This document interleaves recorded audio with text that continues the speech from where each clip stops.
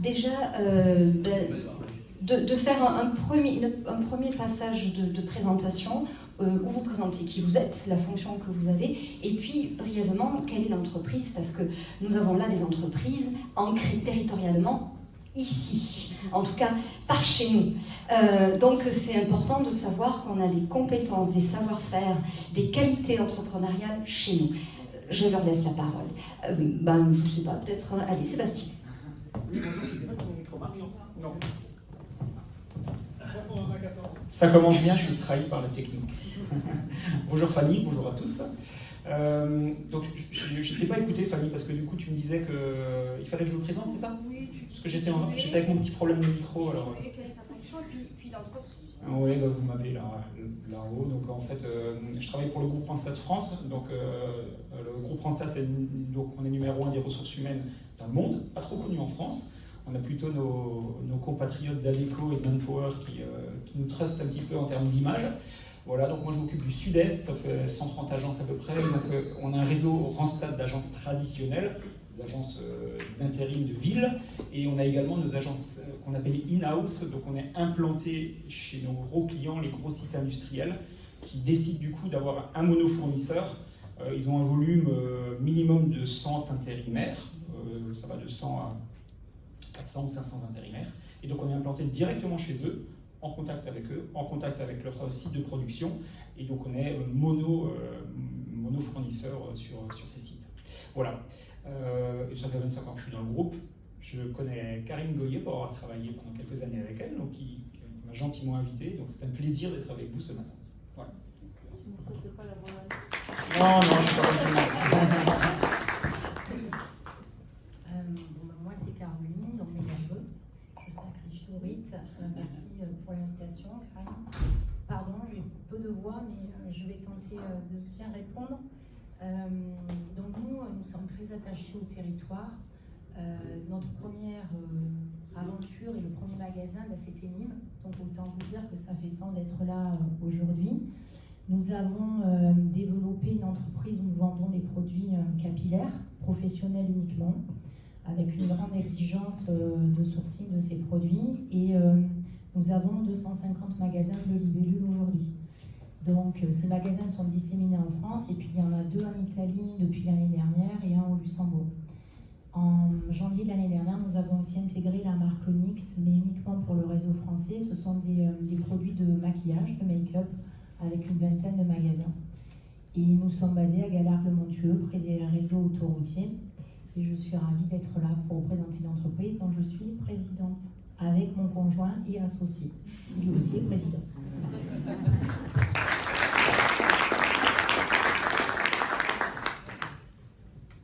Bonjour à tous. Je ne sais pas si ça marche. Antoine Agulan, donc je suis gérant de La Botte Gardienne. C'est une entreprise de fabrication de chaussures. Alors on est connu pour la botte camarguaise, mais depuis on s'est bien développé, on fait pas mal de modèles. Ça va des bottes hautes, mais aux sandales, aux chaussures. Et donc tout est fabriqué dans notre atelier d'Aigueville. Voilà, donc on fait vraiment, c'est un travail très artisanal avec des métiers, des savoir-faire particuliers. Voilà, on arrive à bien résister pour l'instant.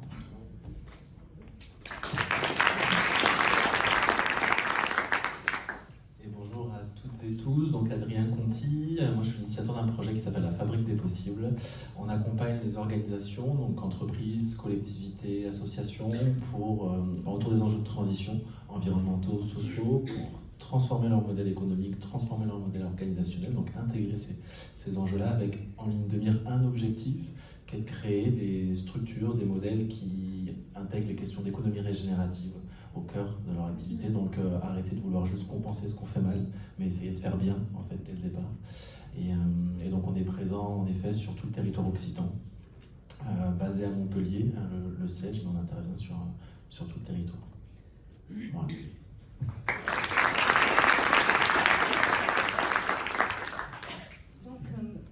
Ça fonctionne pas. Du coup, sur le sujet anticipation face aux évolutions, chacun, vous m'avez partagé dans l'entretien précédent comment vous aviez et comment vous gérez en interne et comment vous avez eu à gérer en interne en entreprise. Sébastien, je peux me permettre, Sébastien Fassel, de m'expliquer un peu, et en tout cas à l'assistance, ce que vous avez partagé avec moi, sur comment vous organisez l'anticipation au sein de Randstad.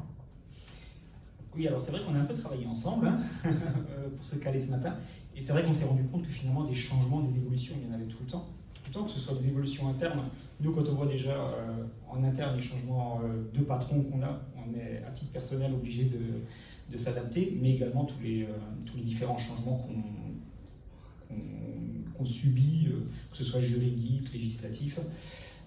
C'est vrai que nous, on a la chance d'être un groupe mondial. Donc on regarde un peu ce qui se passe dans le Gard, dans le Languedoc, en France, mais également dans le monde.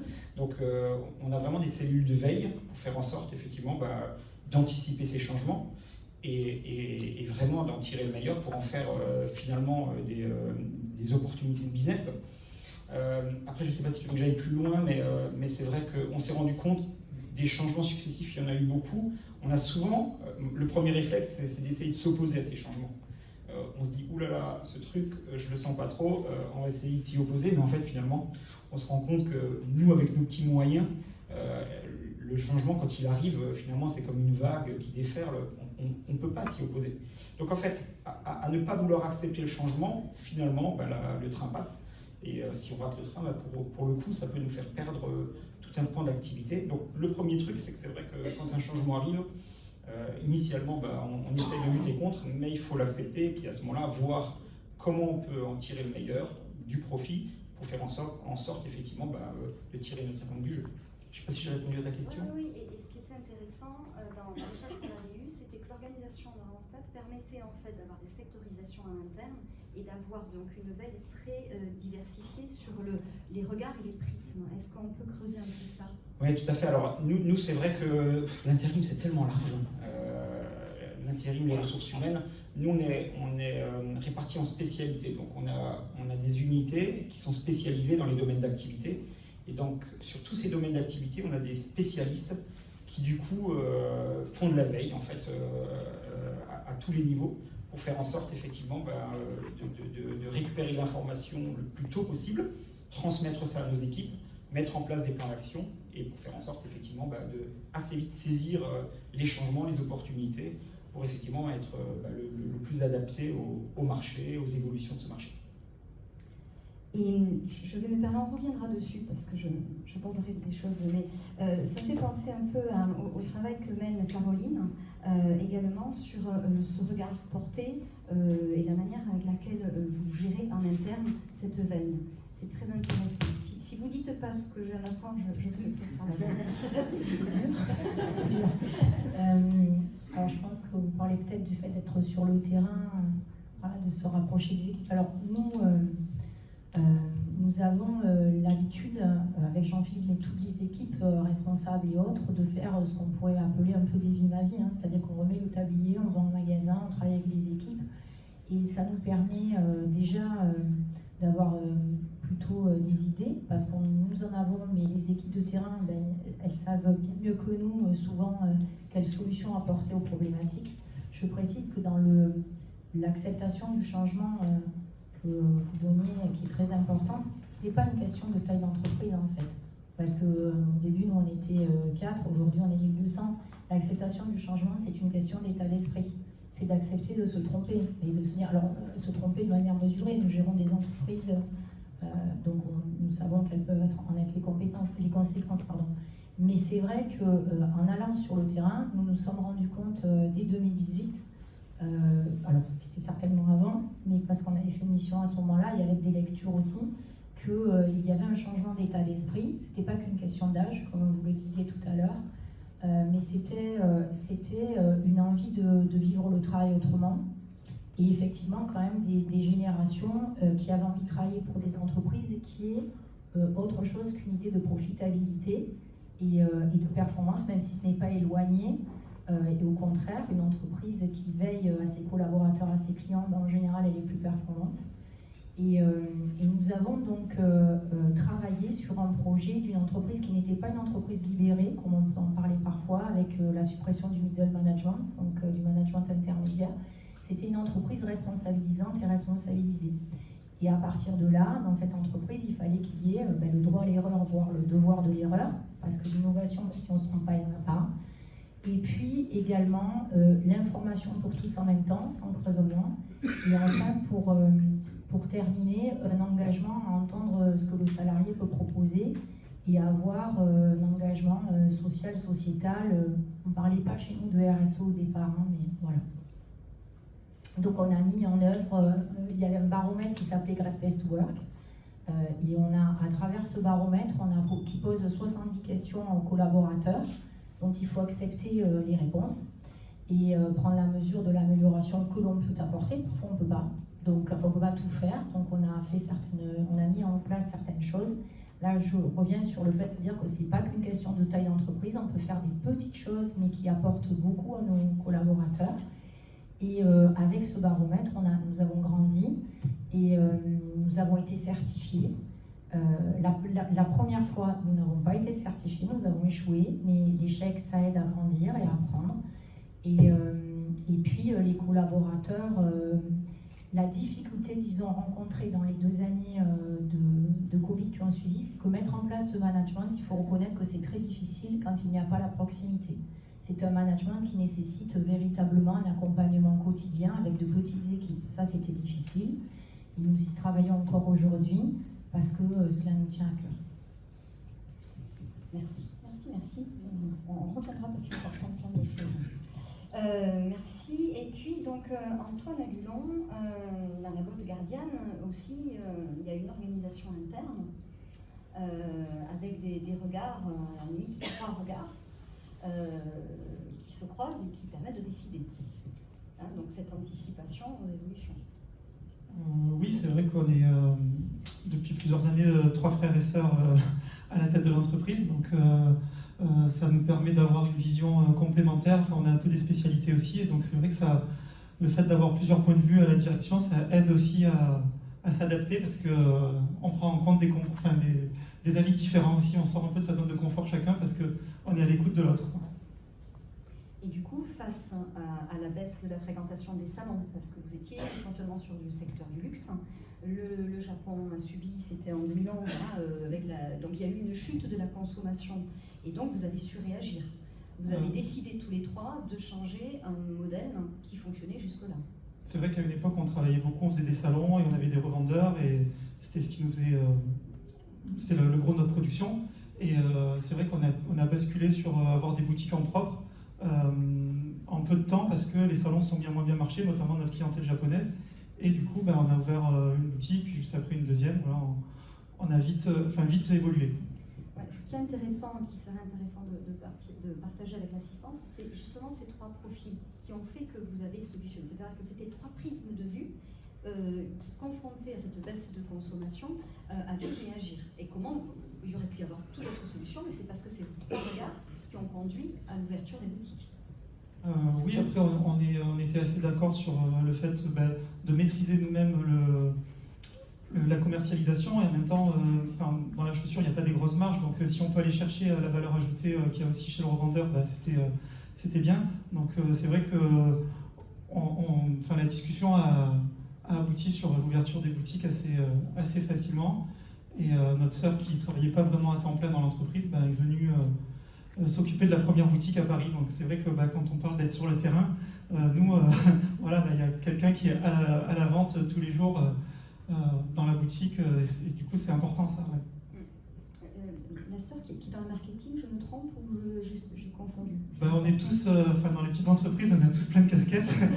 Et donc ma sœur, elle s'occupe un peu des boutiques, un peu du compte Instagram, du stylisme, voilà, donc il y a un peu de tout.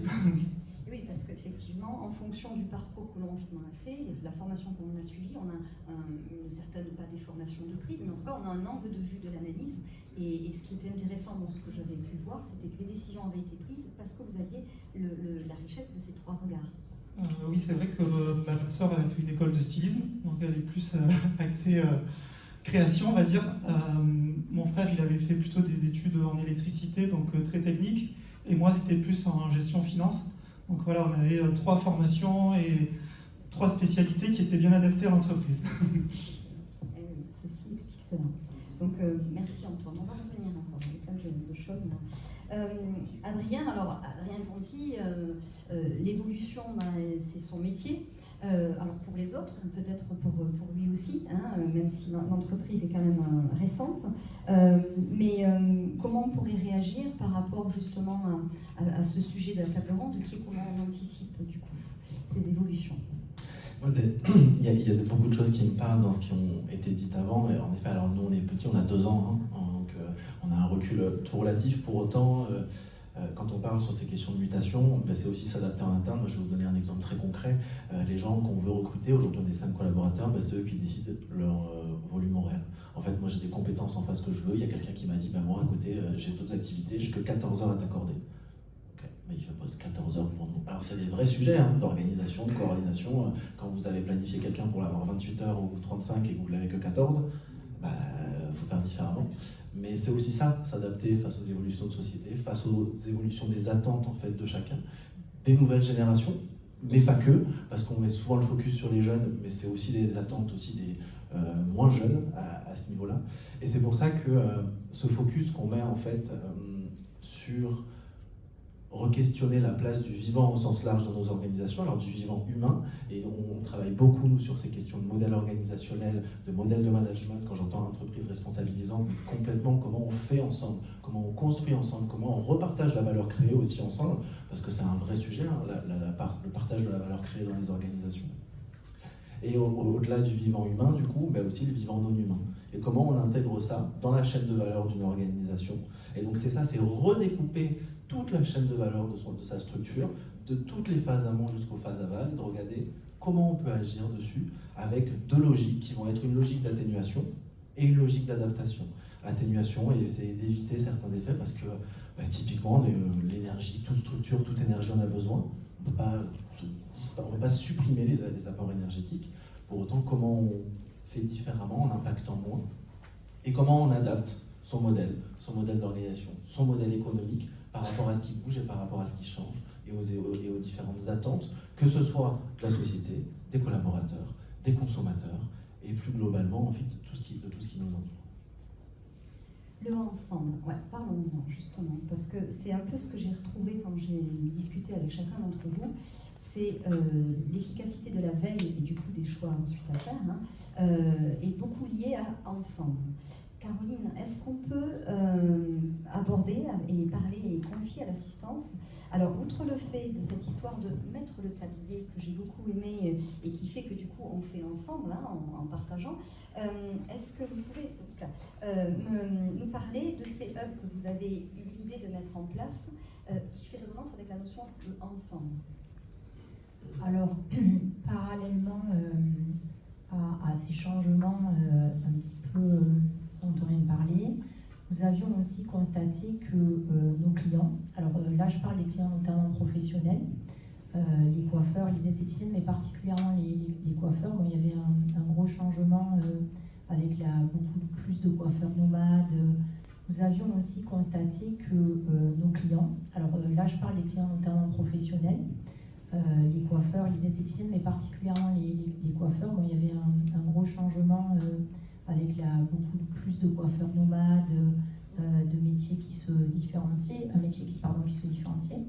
Et nous avions aussi un constat, le coiffeur est seul, il est très isolé. Alors il y a des formations, les ateliers, mais souvent il est très seul. Donc ce qu'on s'est dit, c'est qu'il fallait qu'on arrive à avoir un lieu d'échange. Donc nous avons le magasin Bleu Libellule et on a fait un premier test avec adjacent au magasin un espace environ de 50 mètres carrés où il fallait accepter de prendre le risque d'avoir un lieu où le coiffeur allait, alors un lieu dédié aux professionnels, où le coiffeur allait venir avec un modèle, parce que par contre on ne pouvait pas fournir les modèles, ça c'était pas possible, et pouvoir essayer les produits gratuitement. Vous pouvez également snacker. Il y avait un lieu aussi pour les enfants, alors très simple, c'était une tablette.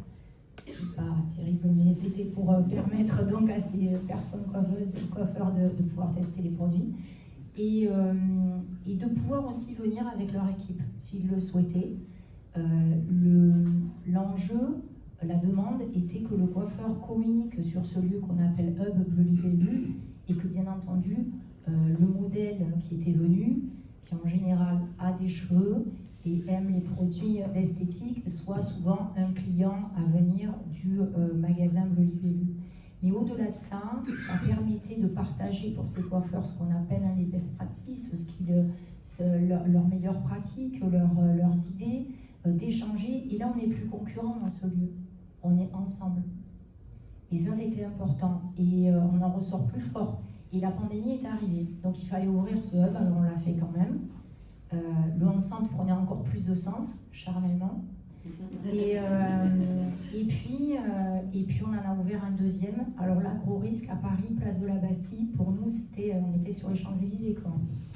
Et voilà. Et ce n'est pas simple, parce qu'il y a une économie particulière de ces hubs. Mais pour autant, on se rend vraiment compte que c'est une nécessité. Voilà. Merci. Et le ensemble, chez Antoine, le ensemble, on a vu, hein, donc il y a le frangin, la frangine, et puis on a évoqué Karine. Est-ce qu'on pourrait parler du ensemble pour organiser cette anticipation? Ensemble, anticipation et Karine. Oui, en fait. Déjà, on va expliquer qui est Karine.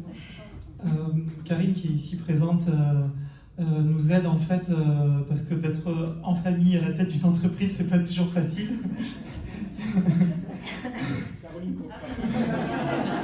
Et, du coup, c'est vrai que des fois, il y a des directions enfin, pas des directions, mais des choix, ouais, la communication, en fait, c'est ça, la communication qui est pas facile sur certains sujets. Et du coup, elle nous a aidé à fluidifier ça, on va dire. Mais après, bon, lier ça, c'est vrai que si on communique mieux, on arrive à mieux s'adapter peut-être. Voilà. Disons que c'était l'idée aussi qu'il y a le ensemble, on le voit, hein, il y a le ensemble avec ses clients qui deviennent des partenaires, il y a le ensemble en interne de la fratrie et avec un consultant extérieur qui apporte ce regard un peu hors du guidon, quoi.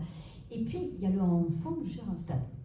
Parce que le ensemble chez Randstad, comment on s'organise? Alors moi j'ai cru comprendre qu'il y avait des échanges de pratiques dans les notes, à moins que je n'étais pas ce jour-là en phase, mais moi j'ai pris note et j'ai vu qu'il y avait une organisation interne avec beaucoup d'échanges de pratiques. Est-ce qu'on peut parler de ce ensemble chez Randstad? Oui, nous Randstad, on doit être 4500 à peu près. Moi j'ai à peu près 350 collaborateurs sur mon périmètre, donc on a intérêt à être ensemble pour mener nos défis. Alors, c'est pas les mêmes problèmes que Caroline ou qu'Antoine, mais par contre, on a intérêt à sacrément emmener les équipes avec nous. Donc voilà, donner du sens.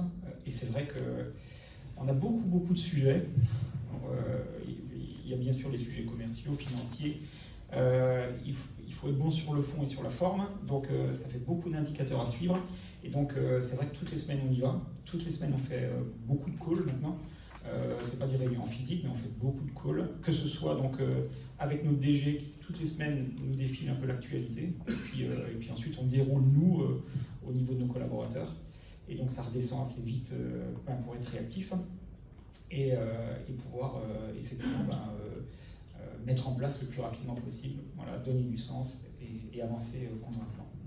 La remontée d'infos, la diffusion d'infos qui est analysée. Ce qui est intéressant, Sébastien Facel a rajouté dans le ensemble, Adrien, le sens. Est-ce qu'on peut justement réagir justement par cette notion d'ensemble et de sens?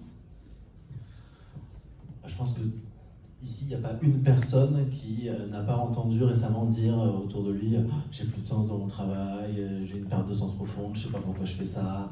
C'est juste une question de sens et d'engagement, un des sujets majeurs auxquels on doit répondre.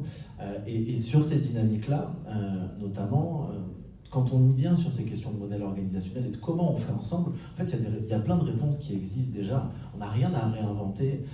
Nous, par exemple, que ce soit en interne, dans les modes de fonctionnement, dans les missions et chez les clients où on intervient, pour la prise de décision, on fonctionne par ce qu'on appelle la gestion par consentement. Alors qu'est-ce que c'est de la gestion par consentement? C'est quelque chose qui est issu de la gouvernance partagée. On parlait tout à l'heure un peu de l'entreprise libérée, donc la gouvernance partagée, ça vient un peu de là. Et l'objectif de la gestion par consentement, c'est de prendre une décision de manière collective qui ne fasse pas un consensus mou, surtout pas, parce que ça c'est pourri, quand à la base on voulait quelqu'un du noir, l'autre du blanc et qu'on finit en gris, il n'y a personne qui est satisfait. Par contre, c'est de trouver la décision sur laquelle personne n'a d'objection. C'est-à-dire que c'est peut-être pas celle que je portais moi, peut-être qu'elle a été proposée par Sébastien, mais à l'instant T, j'ai rien contre. Alors, est-ce que c'est la meilleure? Je ne sais pas, mais elle est acceptable et elle est bonne pour tout le monde. Et ça, en termes de dynamique et d'engagement et de sens dans ce qu'on va donner, en fait, ça change tout. Parce que vous êtes en capacité, à ce moment-là, d'avancer, de bâtir ensemble et de construire quelque chose qui sera partagé. Et ça, on l'applique aussi, par exemple, sur d'autres processus qui s'appellent l'élection sans candidat. Donc ça, c'est quelque chose de la même manière qui est issu de ces modèles de gouvernance partagée, où quand vous devez désigner un chef de projet, plutôt que ce soit, Sébastien me disait, 350 collaborateurs sur son périmètre, plutôt que ce soit Sébastien qui décide quel sera le chef de projet sur le nouveau projet à lancer, en fait, on va collectivement, alors avec une équipe de 10, 20, voir les personnes qui seront concernées, prendre une décision. C'est tout un chacun qui nommera, alors il y a tout un processus avec un report de voix, des objections, etc. Mais en fait, c'est le collectif qui va décider quelle est la personne qu'il considère le plus apte pour occuper ce rôle, par rapport à un nombre de critères qu'on aura définis en termes de disponibilité, de compétences, de savoir-être, de savoir-faire, etc. En fait, quand on fait ça, ça paraît simple, mais je vous assure, amusez-vous à l'expérimenter. Vous trouvez plein de documentation sur ces différents processus, notamment sur le site de l'Université du Nou, parce que c'est eux qui sont porteurs de ces sujets de gouvernance partagée. Donc, on été les premiers en France à l'amener. Tous les processus, ils sont disponibles sur leur site. Amusez-vous à l'expérimenter en entreprise ou même dans des collectifs autres associatifs à côté. Ça vient chercher plein de choses en interne, parce que accepter qu'on ne soit pas forcément d'accord sur le principe, que ça ne vienne pas de nous, mais que le collectif nous y amène, mais c'est hyper intéressant en termes de chemin et en termes d'engagement pour tout le monde, et justement de sens qu'on va y mettre. Je souhaiterais, à ce stade, que vous puissiez synthétiser un message à l'assistance qui fasse office de résolution. Donc certains saisiront un message, tiens, ça je m'en fais, une résolution. Qu'est-ce que vous pourriez partager à l'assistance du message que vous auriez envie de transmettre, de l'enseignement que vous avez tiré de l'expérience que vous vivez aujourd'hui avec la responsabilité que vous avez? Je commence alors du coup. C'était pas vraiment prévu cette question. Mais... On décide ensemble. Non, mais finalement on se rend compte que le changement, de cette manière, il y en a vraiment. Moi, c'est un peu mon introduction, mais ça pourrait être aussi un peu ma conclusion. Du changement, de toute manière, il y en a tout le temps. Et moi, c'est vrai que ce changement, ce que je pense moi personnellement, et ça fait partie c'est une partie de mon job, d'anticiper ces changements et de les valoriser. Donc, le changement, il ne faut pas en avoir peur. C'est Aline qui disait tout à l'heure, effectivement, qu'il fallait en faire une opportunité. Moi, je suis tout à fait d'accord avec elle. Voilà. Et c'est vrai qu'il ne faut pas en avoir peur, il faut en faire des opportunités. Et c'est comme ça qu'on avance. De toute manière, s'opposer au changement, à un moment, ça va avoir l'effet contraire. Et du coup, c'est aussi comme ça que malheureusement des entreprises ferment leurs portes, quoi. Voilà moi ce que je pourrais dire en ce qui concerne le changement. Changement, opportunité. Allez, on s'y dit. Alors bon, chaque entreprise a son ADN et son histoire. Peut-être, nous, on a débuté cette aventure en créant une charte éthique. Donc, en fait, on s'est dit, alors, faut quand même reconnaître qu'on travaille déjà sur un fonctionnement collégial dans notre entreprise. C'est pas une grande verticalité, mais c'était quand même un fonctionnement assez conventionnel. Donc, on avait une bible de procédures et de process. Alors, il faut des process, parce qu'à un moment donné, il faut transmettre, une nouvelle personne arrive, sinon ça se délite complètement. Et la Covid a démontré encore plus fortement ça chez nous en tout cas. Mais par contre, on avait une bible de procédure, je sais pas moi, c'était un pavé, donc on a tout jeté. Nous avons gardé les choses, les procédures réglementaires, parce que c'est la loi, parce que c'est une obligation et parce que ça, nous y sommes contraints en tant qu'employeurs et que c'est très important. Mais par contre, nous avons commencé à nomenclaturer et avec les collaborateurs de manière collégiale tout ce qui pouvait se passer dans l'entreprise, des cas assez concrets d'ailleurs. Oui, je fête mon anniversaire, je ne prends pas les chaises du local social, du magasin, parce que les autres en ont besoin pour travailler. Ça peut être des choses assez basiques, mais c'est comme ça que ça fonctionne. Et la question, c'est est-ce que je suis à l'aise si la décision que je prends aujourd'hui est communiquée à tous les salariés, tous mes collègues de travail dans l'entreprise. Voilà. À partir de là, je peux vous dire que c'est assez parlant. Et nous avons commencé comme ça, et puis voilà, c'est quelque chose qui doit vivre, qui s'alimente au quotidien. Et après, j'aurai peut-être pas d'autres conseils parce que je n'aurai pas la prétention d'en avoir. Voilà. En conclusion, moins de procédures, plus de concret. Allez. Antoine, Oui. message à l'assistance. Je reprends un peu ce qui a été dit en entrée, je ne sais plus par quelle personne, mais c'est vrai que en fait, des changements, il y en a tout le temps, et chaque fois, c'est aussi des opportunités. Donc voilà, pour moi, je vois les changements qui arrivent. Depuis quelques semaines, là, je suis un ChatGPT, je ne sais pas s'il y en a qui connaissent ça, un logiciel d'intelligence artificielle, et là, moi, je suis devant ce truc et je suis waouh. Et donc voilà, je me dis, il y a plein d'évolutions sans arrêt, mais il y a du positif, du négatif, et il faut arriver à prendre ce qui est bon pour l'entreprise. Et voilà, donc après moi je suis un petit fabricant de chaussures, c'est pas grand chose, mais voilà, c'est agréable aussi de ne pas être dans un truc plan-plan où ça avance tout plat, et d'avoir chaque fois des difficultés pour rebondir, et c'est ça qui fait aussi le métier plus intéressant. Donc voilà, d'avoir aussi le plaisir à s'adapter au changement. Le changement, même pas peur, j'adore. Je vous laisse la conclusion finalement de ce message qu'on pourrait donner de cette table, plus un peu. Alors peut-être en une phrase, et pour rebondir aussi sur ce qui a été dit, parce que je trouve que c'était chouette. Moi, il y a une chose qu'on dit souvent, c'est qu'il faut avoir à la fois les pieds sur terre et la tête dans les nuages. Et ça, c'est hyper important de dire, ok, on sait où on est bien ancré. Pour autant, il faut rêver grand. Il faut aussi avoir la possibilité de se projeter et d'accepter, du coup, cette dimension de changement, de transformation. Et avoir complètement conscience aussi de ce qui est en train de se passer à l'échelle du monde et du rôle qu'on a tout un chacun. J'ai moins parlé des sujets environnementaux là, à l'instant T, pour autant, tout ce qui se passe en termes d'érosion de la biodiversité, de changement climatique, etc., c'est là. Aujourd'hui, il y a des limites planétaires qui ont été posées. Il faut en avoir conscience, et il faut savoir qu'aujourd'hui, on les explose. Les limites planétaires, elles sont posées, donc c'est physique, hein, c'est pas à nous de décider, ou à moi de dire ce que c'est physique, hein, c'est ce que la Terre est en capacité de produire, de nous fournir. Aujourd'hui, on est largement au-delà de ce qu'elle est en capacité de régénérer annuellement. Donc on dit, ok, comment ça on le prend en compte? En parallèle de ça, on ne va pas revenir à l'époque des Amish où on s'éclairait à la lampe à pétrole, hein, comme peut le dire certaines personnes. En tout cas, ce n'est pas l'ambition, parce qu'il y a tout un plancher social à conserver. C'est-à-dire qu'il y a des bases, des acquis qu'on a tous et dont on a besoin en tant qu'humain pour vivre, en termes de rapport à l'autre, en termes de sécurité, en termes d'eau, en termes d'apport, enfin tout plein de sujets. Donc c'est réussir à travailler en fait dans ces limites planétaires, tout en garantissant ce plancher social à chacun, et en travaillant sur ces questions de coopération les uns avec les autres et globalement avec le vivant qui nous entoure. Ça, c'est tout l'enjeu. Alors ça paraît facile. Non, ouais, ça paraît pas forcément facile quand je le dis non plus. En tout cas, ça paraît conceptuel, mais on peut l'appliquer à plein d'endroits. Et je vais peut-être finir du coup sur un exemple très pratico-pratique d'une structure qu'on a accompagnée, où donc on a été sollicité par la direction, les 3 directeurs. C'est une entreprise, ils sont 120 personnes, installation, maintenance de climatisation.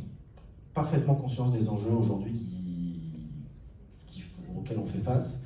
Disent, on a conscience que nous, on n'est peut-être pas exactement l'entreprise la plus vertueuse aujourd'hui sur les questions environnementales, comment on évolue sur ça.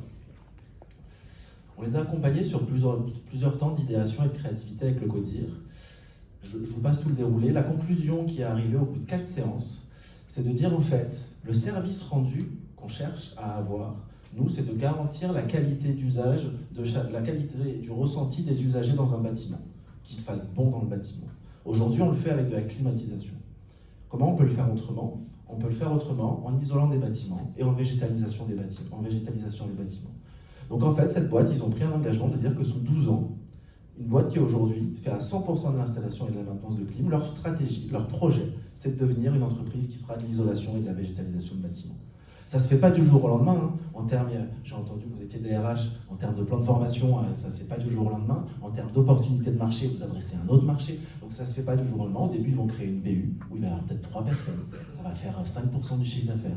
Et puis au fur et à mesure, cette BU-là, peut-être qu'elle fera 50%. Et à terme, sous 12 ans, l'objectif, c'est que ce soit l'activité principale. On verra où ils en seront, mais en tout cas, c'est le cap. Ça a été posé, et ça, c'est l'engagement qui est pris. Et c'est un peu cette logique-là de dire, revenons à quoi on sert, quelle est notre contribution, et comment on peut le faire dans la question de ses limites, tout en garantissant le plancher social. En gros, tout est possible, il s'agit d'avoir un cap. Eh bien, vous pouvez remercier et applaudir.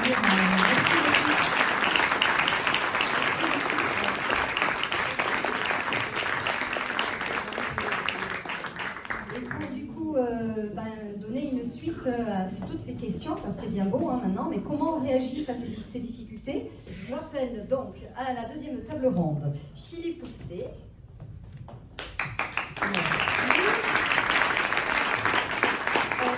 Philippe Pontel et François Cousinet.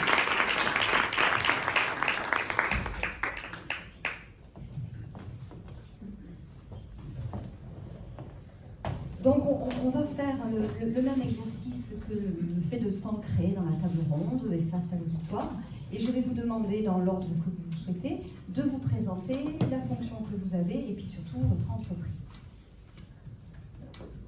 Vous me regardez pour que je commence? Mais il n'y a pas de problème. Pas de problème. Je suis toujours subjugué par le fait qu'il y a vraiment une génération de Philippe. Donc je m'appelle Philippe, vous l'avez compris, j'ai 57 ans. Je dirige des entreprises depuis 32 ans et j'ai eu la chance et le privilège d'en planter une. Je ne l'ai pas fait exprès, c'est quelque chose de très intime et très explicable. Toujours est-il qu'aujourd'hui j'ai monté la même activité que celle que j'avais auparavant, c'est-à-dire une activité de e-commerce de produits liés à l'histoire, mais que j'ai complété avec 2 agences. Donc aujourd'hui j'ai créé un groupe qui est constitué de 3 entreprises, qui ne sont pas complémentaires, c'est une stratégie de différenciation. Merci, vous pouvez l'applaudir.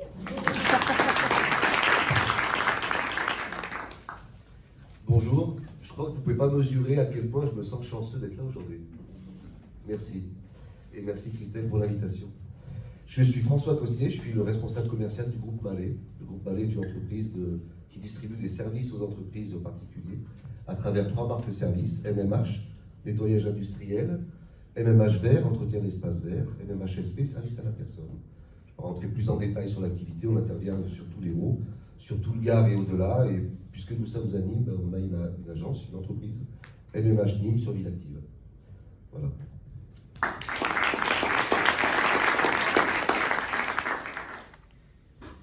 Bonjour, est-ce qu'il fonctionne?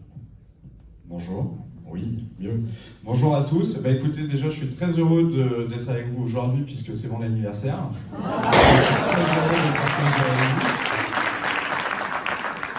J'ai 44 ans aujourd'hui. J'ai créé une société de communication et d'événementiel en 2015 avec mon associé Quentin James, qui n'est pas présent aujourd'hui, mais qui vous passe ses salutations.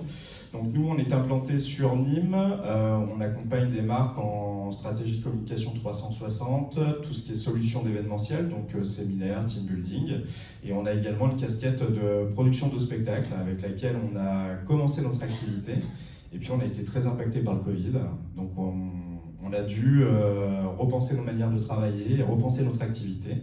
Je pense qu'on va en parler juste après. Merci.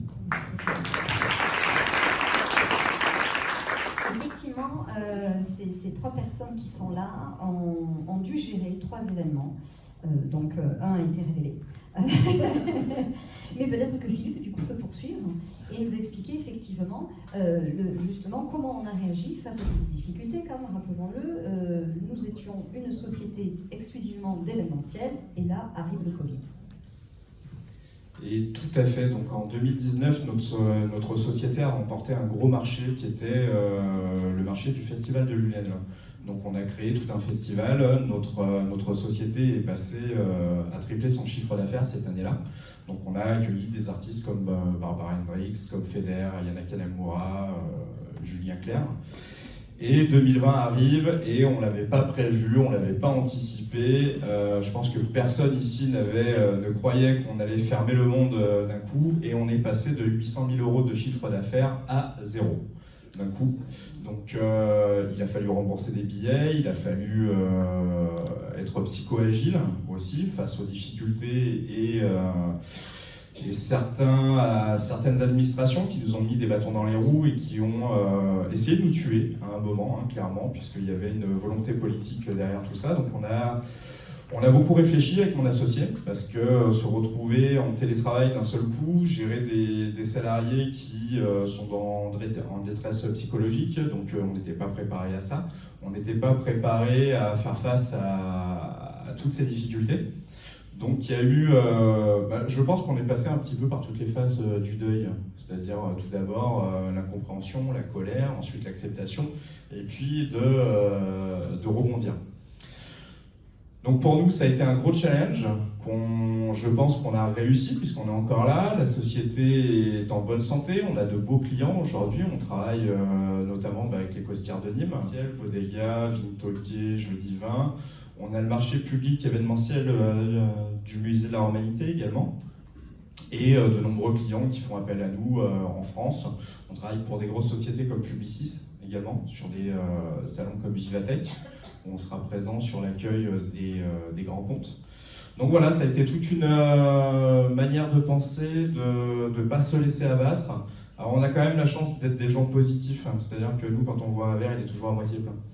On ne s'est pas dit qu'on allait mourir, enfin si, peut-être à un moment. Mais on a vraiment réfléchi pour rebondir et remettre notre équipe sur les rails, les former à nos nouvelles pratiques, et puis trouver de nouveaux marchés, de nous diversifier. Et je pense que ça a été une bonne opportunité finalement.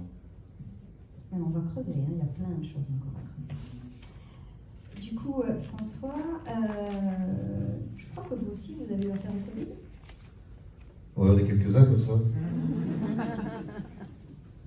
En fait, notre métier, c'est le service. Mais c'est aussi une chance quelque part dans notre ADN d'entreprise. Ça permet des comportements. Ce que je voudrais juste très rapidement, c'est vous parler de la structure managériale de l'entreprise. Parce que ça va, avec votre expertise, vos habitudes, vous permettre de comprendre aussi certains comportements. Donc le groupe Mallet, il est dirigé par Monsieur Mallet, Aurélien, qui est autodidacte.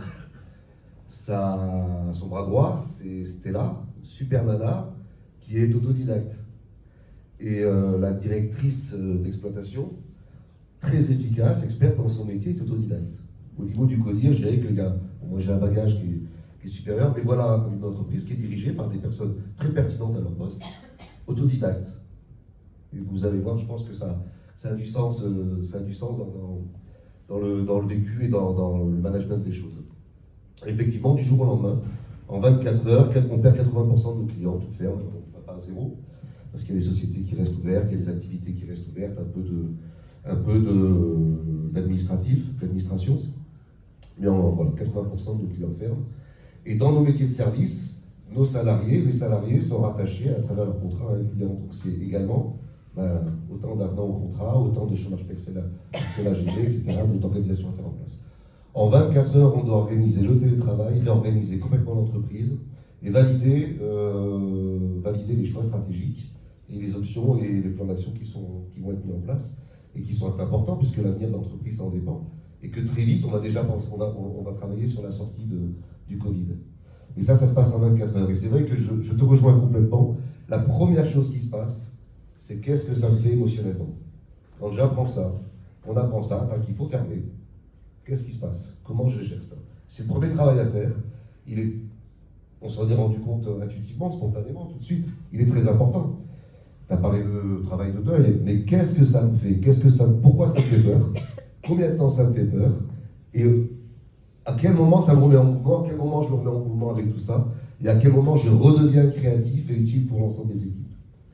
Voilà. Après, ça s'est plutôt pas mal passé, mais parce qu'on est sur un secteur d'activité qui, en même temps que cette crise existait, proposait également des opportunités. Voilà. C'est quand même l'hygiène, donc... Des problématiques d'hygiène, de désinfection, etc., qui allaient au-delà du raisonnable, mais personne ne le savait, et puis de toute façon, il fallait ouvrir des parapluies. Très bien, merci, on va revenir dessus. Alors, Philippe Cantal a vu passer le Covid, même l'a vu passer de près, mais ce qu'il vient partager avec nous, c'est autre chose. Il y a quelque chose qui a changé et sur laquelle il a dû réagir. Une difficulté qui s'est présentée à lui. Alors, effectivement, contrairement à mes collègues, le Covid a été très positif pour moi. Le commerce en ligne m'a beaucoup aidé. Mais dans un premier temps, effectivement, j'ai dû fermer l'entreprise parce que les règles avaient changé. Je savais qu'elles pouvaient changer, je savais qu'elles changeraient un jour. J'avais anticipé qu'elles changeraient, mais pas à ce point-là. Ça allait plus vite que moi. Et donc, ça a été plus long, en fait, parce qu'il m'a fallu 18 mois pour perdre 80% du chiffre d'affaires. Sauf qu'à la différence de vous, moi j'étais tout seul, tout le monde s'en foutait.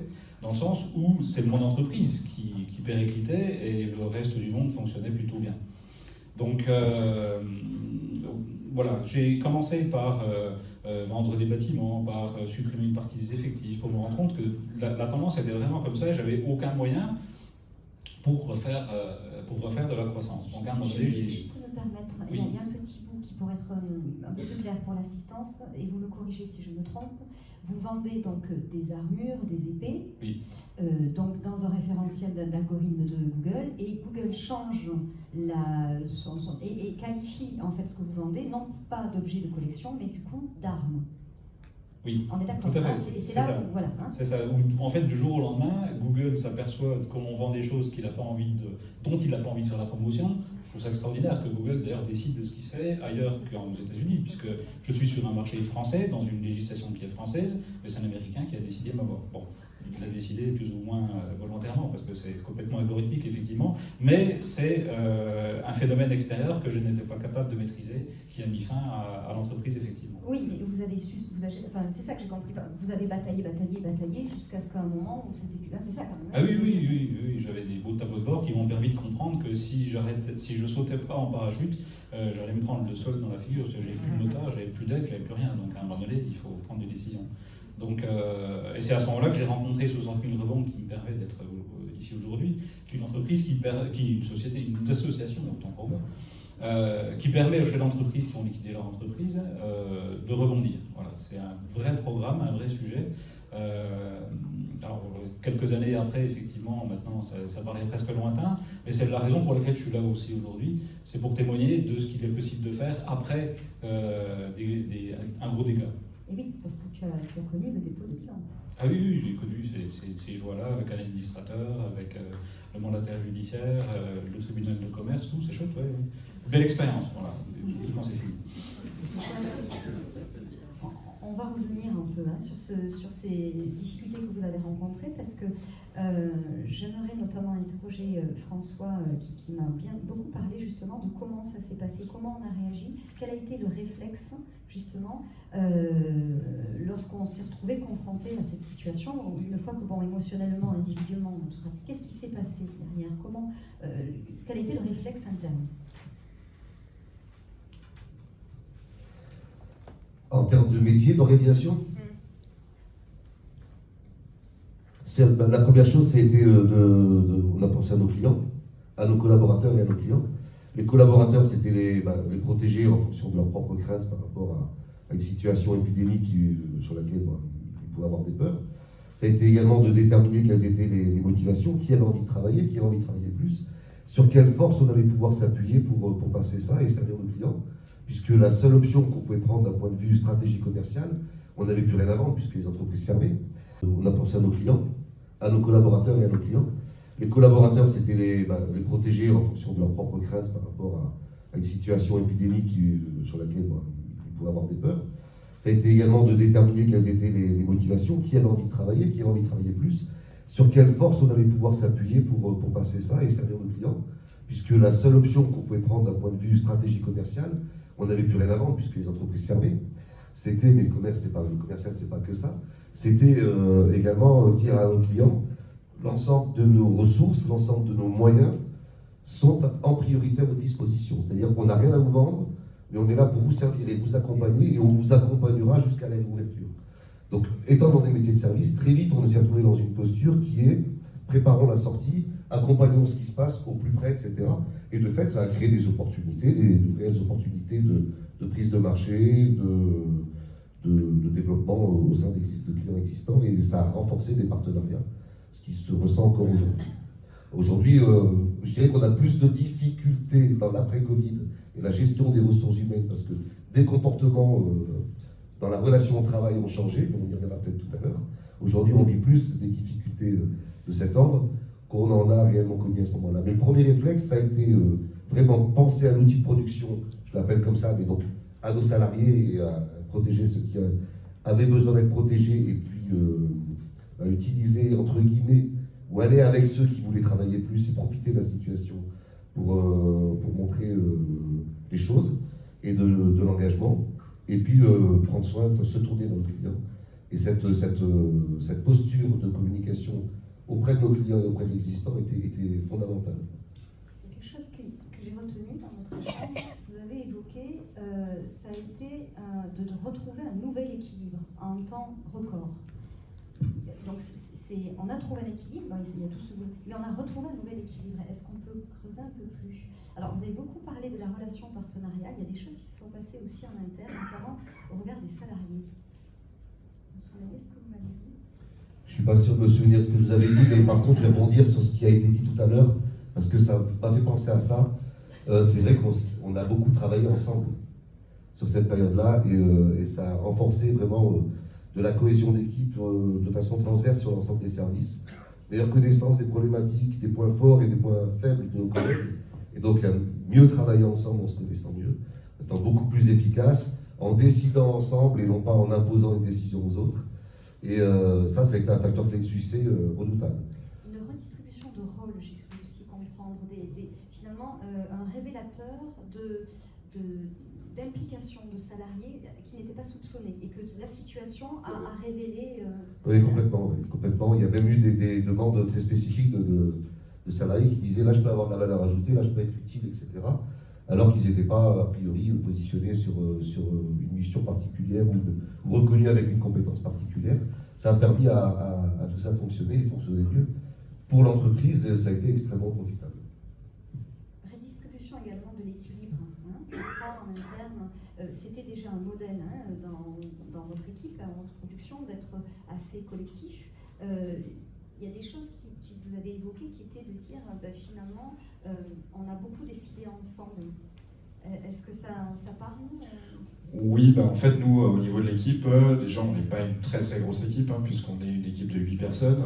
On a toujours eu ce mode de prise de décision qui est horizontal. Pour moi, le collectif, c'est important. On est déjà partenaire d'équipes de sport, et du coup, nous, ça nous parle. C'est-à-dire que je pense que vraiment, une société, c'est une aventure collective.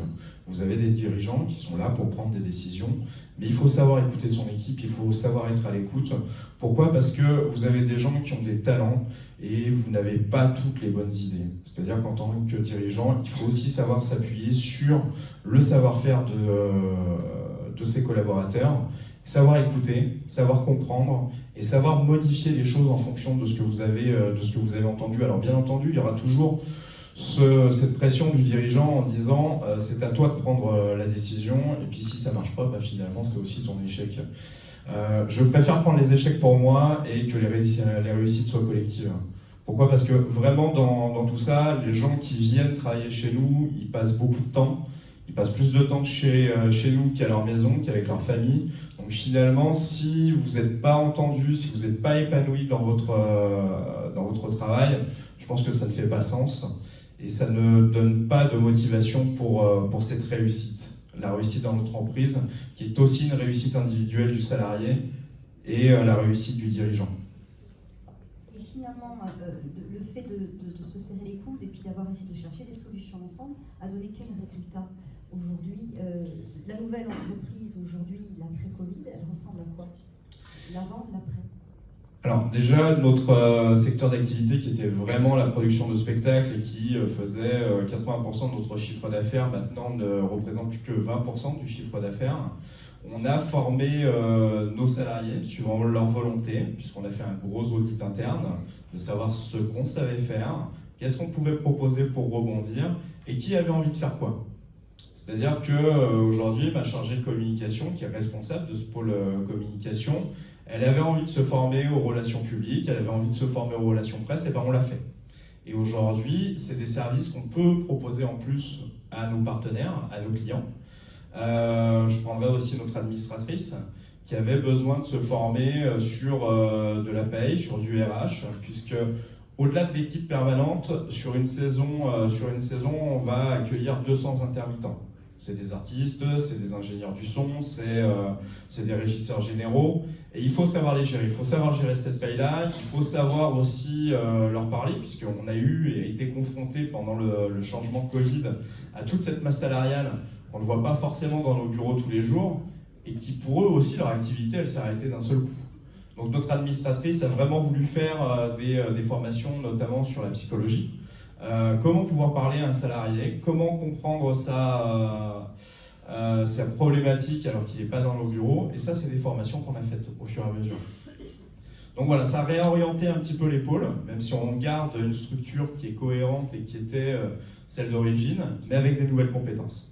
Ça veut dire que face à la difficulté, donc vous avez survécu, mais vous avez du coup pris une nouvelle décision, un nouveau modèle économique où vous avez diversifié et du coup diversifié les risques, puisque vous avez ouvert 2 autres branches de prestations aux côtés de l'événementiel, c'est ça? Alors tout à fait, on s'appuie sur la sagesse populaire, qui est de dire qu'on ne met pas tous ses œufs dans le même panier, puisque aujourd'hui, quand on avait une activité où vous êtes dépendant d'un seul secteur d'activité, quand celui-ci s'écroule, vous n'avez pas la capacité de rebondir très rapidement. Alors que là, en diversifiant, en ayant vraiment de la communication, de l'événementiel, de la production de spectacles, si demain il nous arrivait quelque chose, la partie communication serait toujours ouverte. On referme le monde, la communication, je suis toujours capable de faire du digital, de faire des sites internet, d'accompagner mes partenaires à distance. Pour l'événementiel aussi, on a beaucoup travaillé sur le digital. C'est-à-dire qu'aujourd'hui, demain, le monde se referme, encore une fois, puisque c'est ma grosse problématique, hein, vous l'avez compris. Et ben, je suis capable de vous réunir en digital. On a des solutions aujourd'hui pour faire tout ce qui est visio, séminaire à distance, et vous proposez aussi des animations team building à distance. C'est aussi intéressant. Donc, nouvelle redistribution managériale, nouveau modèle économique. Donc là, c'est bien quand il y a plusieurs personnes, on s'aperçoit que les entreprises étaient à plusieurs, mais quand on est tout seul, quelle a été cette réaction? Comment c'est organisé à l'interne? Je ne me suis pas retrouvé tout seul du jour au lendemain, enfin si, du jour au lendemain, mais pas d'un seul coup. Ça s'est fait progressivement. Pour la petite histoire, d'ailleurs, je me rappelle de mon assistante qui est restée bien au-delà en fait, de son contrat de travail et qui m'a assisté à la fermeture de l'entreprise. C'est quelque chose qui a été extrêmement fort. Elle n'est pas là aujourd'hui, mais c'est quelqu'un que j'aimerais bien reprendre aujourd'hui. Ça fait quelques années que j'essaie de négocier. Elle a l'air d'être bien gaulée, c'est dommage pour moi. Bon, bref. Quand on est tout seul, on se trouve un petit peu, effectivement très gêné aux entournures, parce que là, on se prend la responsabilité complètement dans la figure. On se dit qu'est-ce que j'ai fait, qu'est-ce que j'ai merdé, est-ce que c'est vraiment moi qui ai merdé? Alors, j'avais la chance d'avoir identifié quand même un grand méchant loup, c'était Google, donc ça me permet de dire c'est pas moi, c'est lui. Mais enfin, concrètement, c'est vrai qu'on aurait pu imaginer autre chose. Et surtout, ce que j'ai voulu faire, parce que je suis reparti dans la même activité, et on ne change pas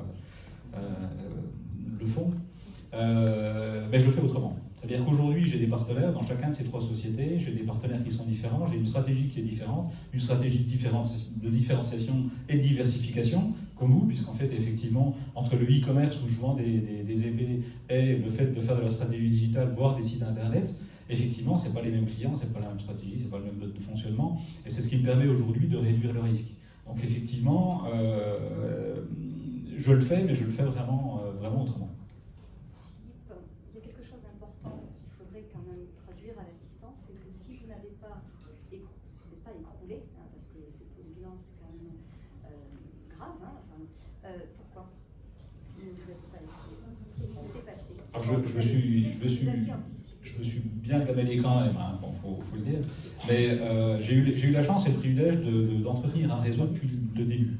J'ai fait une école d'ingé, j'ai fait une école de commerce, tout paraissait bien parti, mais j'ai toujours conservé des contacts avec des gens de ma promo, avec des copains, des professionnels. Et je fais partie d'un réseau qui s'appelle le réseau APM, donc de premier réseau de formation des dirigeants en France. Et j'ai toujours conservé des bons copains. Aujourd'hui, je suis retourné dans un des clubs de Montpellier. Mais avant le dépôt de bilan, je les ai appelés pour les plus intimes en leur demandant ce qu'ils feraient à ma place. La plupart m'ont dit dépose. Je leur ai dit mais tu peux pas me dire autre chose? Bon, ok, c'est comme ce qui s'est fait. Et une fois que j'ai fait le deuil, déposé, fermé, etc., et me posé un certain nombre de questions, je suis allé les revoir les uns après les autres, et en fait, c'était eux mes premiers clients. Et c'est ce qui m'a permis de rebondir relativement rapidement, parce qu'effectivement, j'ai commencé par faire du conseil, voilà, parce que j'avais quand même quelques expériences dans le domaine, et ça m'a permis de renouer, de recréer une activité qui aujourd'hui, finalement, est l'agence Alter Eco. La troisième génération d'entrepreneurs que tu es, je m'entends en plus, s'est retrouvée quand même à prendre une main tendue d'un employeur qui faisait partie de ton réseau pour passer quand même cette traversée. Oui, alors ça a été plus difficile vis-à-vis de ma famille, effectivement, parce que mon grand-père était entrepreneur, mon père aussi, je le suis. Je ne suis pas sûr que ça passe à la prochaine génération, mais ça, c'est pas un problème. Mais disons que c'était surtout pas concevable dans mon esprit il y a une dizaine d'années qu'un jour je puisse déposer le bilan. C'était pas concevable, vu mon parcours, vu mon expérience, vu mon intelligence, bref, et vous l'avez compris, ça suffit pas, loin de là. Bon. Mais c'est surtout par rapport à la famille, où effectivement une partie de ma famille s'est dit, bon, non seulement il est parti, parce qu'il y a effectivement, il y a 15 ans, je suis parti de l'entreprise familiale, mais en plus, ce con, il est capable de se planter. Et ça m'a permis de faire le tri aussi dans une partie de ma famille, une partie je garde. Bah oui, au moins cette expérience est claire. Maintenant, j'ai quelque chose d'objectif pour dire celui-là, j'ai pas envie de la revoir. En tout cas, pour la majorité des entreprises unipersonnelles qui sont dans l'assistance, ce qu'on pourrait retenir, c'est que même si on n'a pas des salariés autour de soi, on a aussi un réseau de partenaires qui fait que pour tous les moments de la vie de notre entreprise, on est là. Et ce qui est formidable aussi, c'est qu'à l'après, donc une fois que tu as reconstruit, tu as quand même créé 3 sociétés avec un associé, donc tu as diversifié les risques aussi, hein, 3 associés, hein, je voudrais pas, mais tu as changé de stratégie. Là, on a changé de modèle économique, le mode managérial, et toi, tu as changé de stratégie entrepreneuriale. Ah oui, complètement. Effectivement, sur chacune des 3 sociétés du groupe, c'est des partenaires qui sont différents, qui sont associés dans chacune d'elles, qui ont un profil totalement différent, surtout différent du mien. Et ce qui me permet d'ailleurs d'apprendre beaucoup. Tout à l'heure, on parlait du côté éclairant du regard de la personne extérieure. Il se trouve que je l'ai là dans le groupe aujourd'hui, parce qu'on a des professions et des profils que je peux basculer. En tout cas, je peux tirer de l'expérience en fait de chacune d'elles. Messieurs, est-ce que nous pourrions synthétiser, chacun d'entre vous, comme on l'a fait pour la table précédente, et proposer à l'assistance un message que vous souhaiteriez transmettre, hein, de ce que vous avez vécu dans cette difficulté rencontrée? On peut en dire 2? Allez, même 3. Hein. Dans le premier, ce serait « il ne faut pas avoir peur d'échouer ». Ça paraît bateau, mais pour l'avoir fait, je pense que c'est important. Et le deuxième, c'est entretenir le réseau. On est en début d'année, c'est une bonne raison pour souhaiter les vœux. De temps en temps, il y a des anniversaires, il y a plein d'événements. Aujourd'hui, LinkedIn nous permet d'avoir plein d'informations. Profitons-en justement pour entretenir nos réseaux. On entretient le réseau? Moi, je dirais c'est très important de très bien se connaître, très bien connaître son environnement. Son environnement, c'est des gens avec qui on travaille, mais c'est aussi l'environnement marché, l'environnement au sens large du terme. Et de bien se connaître, c'est très important. Il ne faut pas avoir peur de se planter, donc il faut avoir confiance en soi et pas avoir peur de perdre. On le voit, tu parlais de sport tout à l'heure, hein, les sportifs, quand ils ont peur de perdre, ils commencent à mettre la main dans le filet quand ils jouent au tennis. Et puis, je l'ai bien vu, moi, à travers notre propre expérience d'entreprise, notre point fort, ça a été nos forces individuelles et collectives. On est métier de service, on est tout le temps, tous les jours dans la réactivité, et finalement, en étant extrêmement intuitif, puisqu'ils sont tous autodidactes, c'est l'expérience cumulée et puis leur intuition, l'intuition collective et individuelle qui a fait que les bonnes décisions ont été prises. Donc on se fait confiance, et puis surtout le mot que je dois retenir, moi, c'est créativité, parce que bien sûr, la table ronde tout à l'heure, on était sur le changement, l'évolution, et finalement qu'on soit à se projeter dans l'avenir parce qu'on vit dans un monde qui évolue, parce que nos propres activités évoluent, parce que nous-mêmes on évolue, ou que l'on ait à gérer une situation d'urgence, de crise, la créativité, ça reste quand même quelque chose d'extrêmement essentiel. Et il ne faut surtout pas oublier d'ouvrir les yeux et de regarder ce qu'on a dans les étoiles quand on a les pieds sur terre et la tête dans les étoiles, comme disait notre ami tout à l'heure. Voilà. Résolution, soyons... Allez tiens, je vais être créatif cette année. Je pense que mes collègues ont dit de très belles choses pour conclure cette intervention. Moi, je retiendrai 2 mots, c'est positif et collectif. Je pense vraiment qu'une aventure entrepreneuriale, elle se crée avec vos partenaires, avec vos salariés, avec les gens qui vous entourent. Ça peut être aussi la famille, même si parfois elle n'est pas forcément bienveillante. Mais voilà, et se dire que face aux difficultés, il y a forcément une solution pour rebondir. Et si on reste positif dans nos manières de voir les choses, de les aborder, malgré les difficultés, alors je pense que ça peut paraître simple de le dire comme ça, mais il faut vraiment avoir cette notion de se dire que ça n'est que du travail et qu'au final, la vie, elle peut rebondir, on peut trouver de bonnes opportunités et donc rester positif face à ces difficultés. Je n'ai pas besoin de synthétiser, c'est beau, hein. On l'apprend aussi. Messieurs, on vous remercie.